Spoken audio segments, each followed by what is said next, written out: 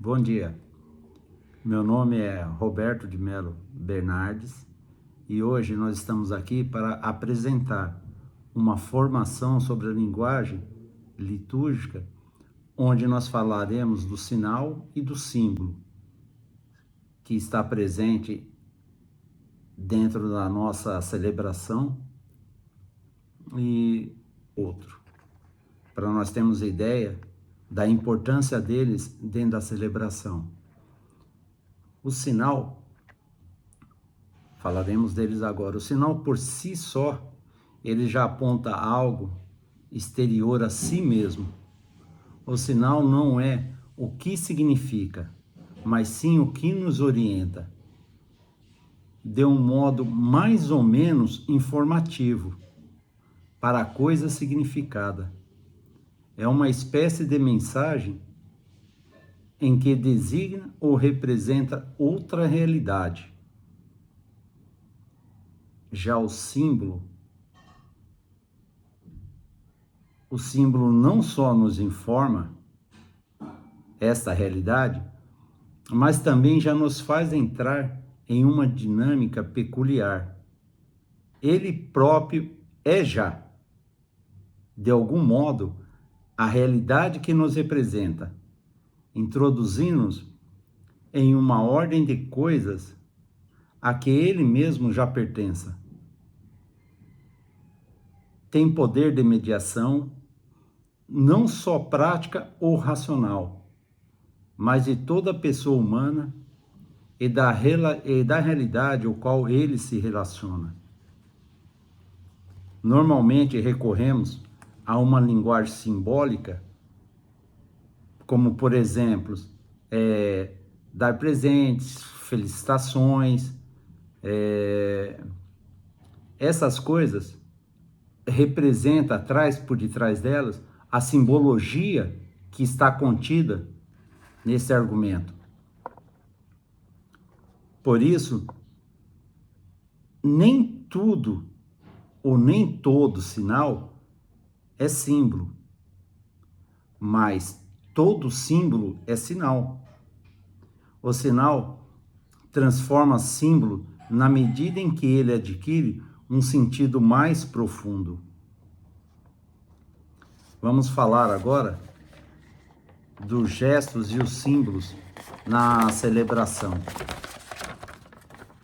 Isso faz parte da nossa liturgia e é por isso que a liturgia é não só por si só uma celebração do qual prevalece a linguagem dos símbolos. Não é só um conceito, nem tem como objetivo apenas dar ou conhecer. É uma celebração e não uma doutrina ou uma catequese. É a linguagem simbólica que nos permite entrar em contato com o inacessível. O que seria esse inacessível? É o mistério da ação de Deus e da presença de Cristo. A imensa maioria das ações simbólicas com que nós cristãos expressamos nossa relação com Deus e com a própria comunidade é herdada na relação ou na tradição mais antiga da igreja. Por isso, os gestos são muito importantes. Eles têm uma importância tão grande que já estão vinculados ao corpo humano, que também fala e expressa as atitudes íntimas, assim como a postura do corpo, de pé, de joelhos, podem contribuir para que ele se manifeste determinada atitude, por exemplo, uma atitude de prontidão, reverência, humildade, mas para senti-la em maior profundidade.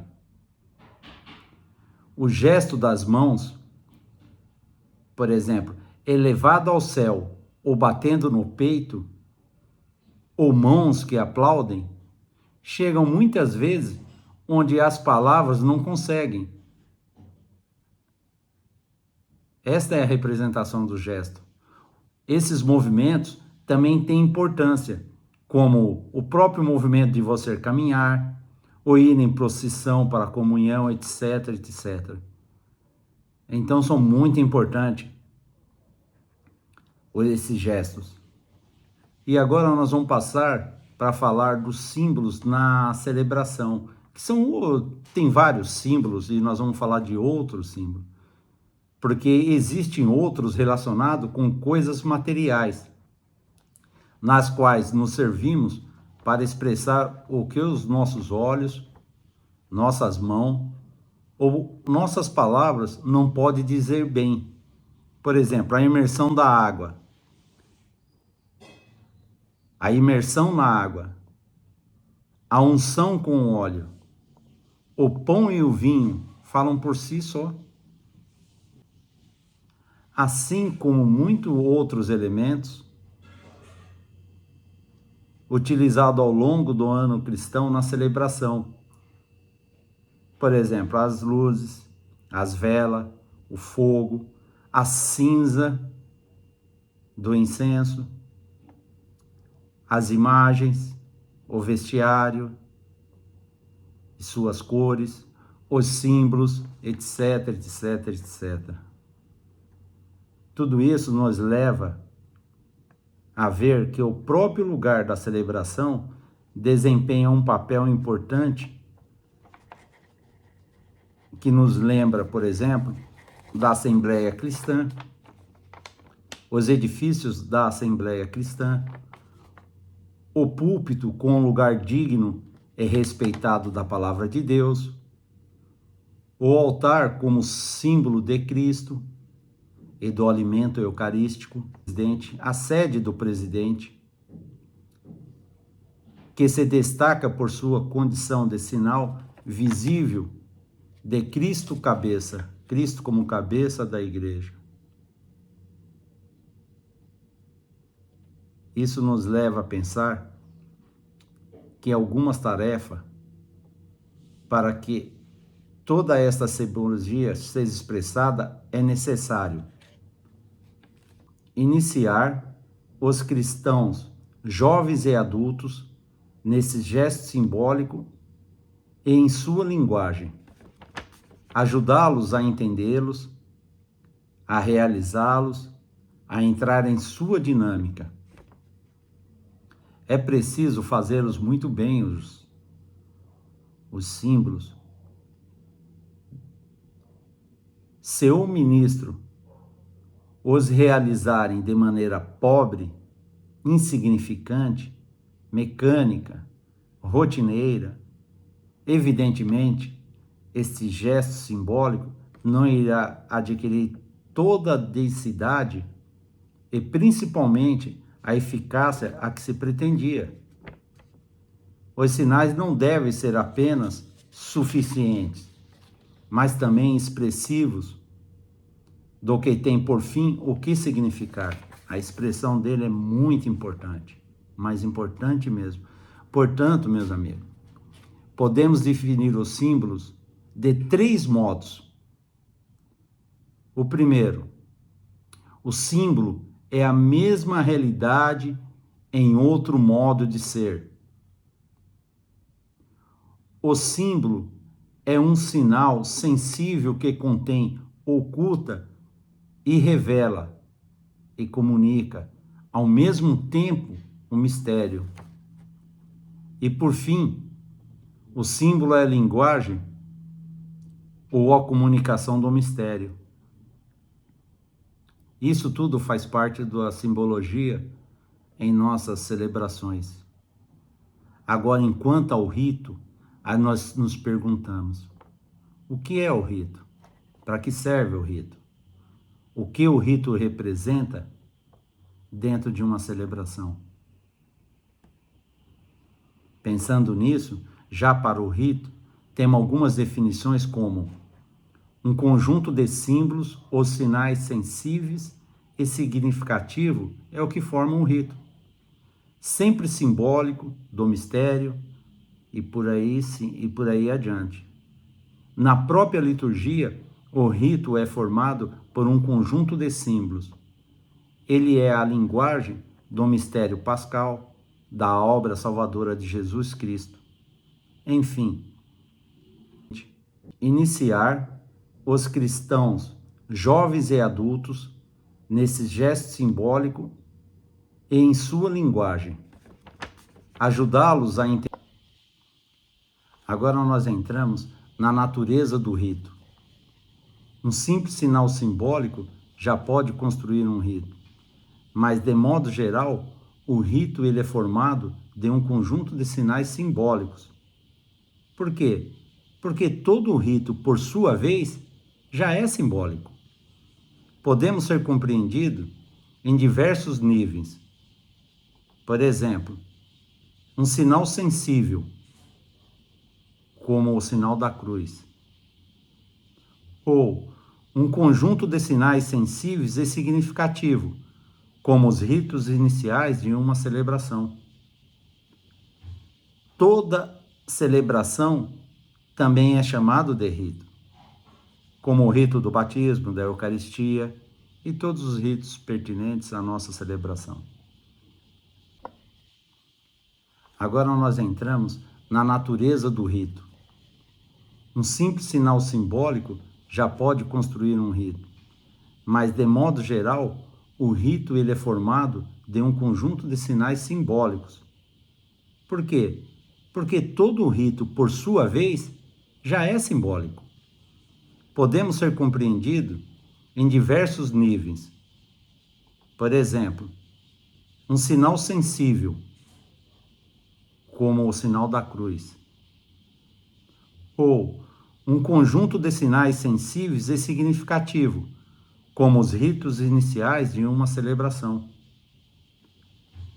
Toda celebração também é chamado de rito, como o rito do batismo, da Eucaristia e todos os ritos pertinentes à nossa celebração. Pode ser também um conjunto de celebrações do culto de uma determinada igreja, como o rito romano, o rito oriental. Tudo isso faz parte na liturgia. O rito terá um conteúdo humano divino, abrangendo a totalidade do mistério.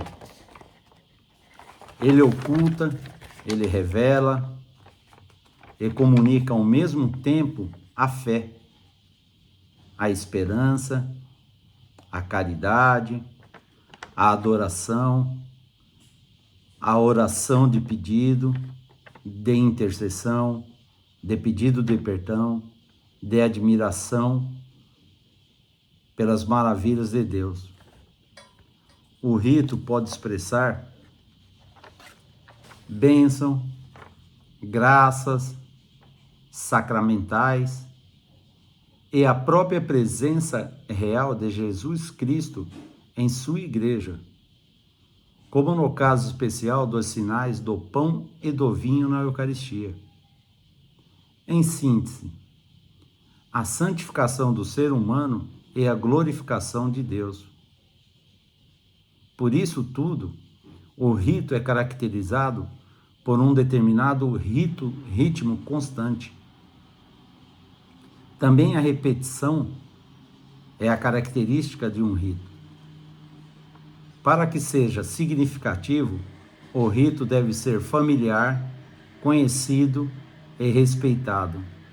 As pessoas deixam conduzir pelo rito ou pelo próprio ritmo do rito.